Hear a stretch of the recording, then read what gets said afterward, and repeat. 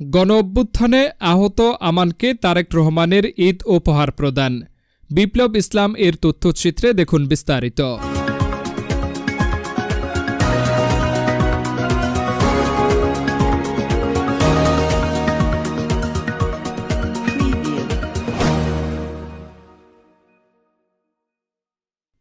জুলাই গণ অভ্যুত্থান আন্দোলনে আহত লংগদু উপজেলার আমানকে তারেক রহমানের পক্ষ হতে ঈদ উপহার দিয়েছেন রাঙ্গামাটি জেলা ছাত্রদলের সভাপতি ফারুক আহমেদ সাব্বির।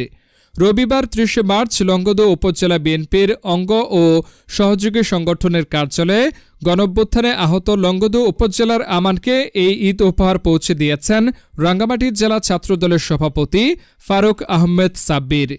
ছাত্র জনতার আন্দোলনে জীবন বাজি রেখে রাজপথে অবদান রাখায় তারেক রহমানের নির্দেশক্রমে তাকে সম্মানিত করা হয় বলে জানান তিনি।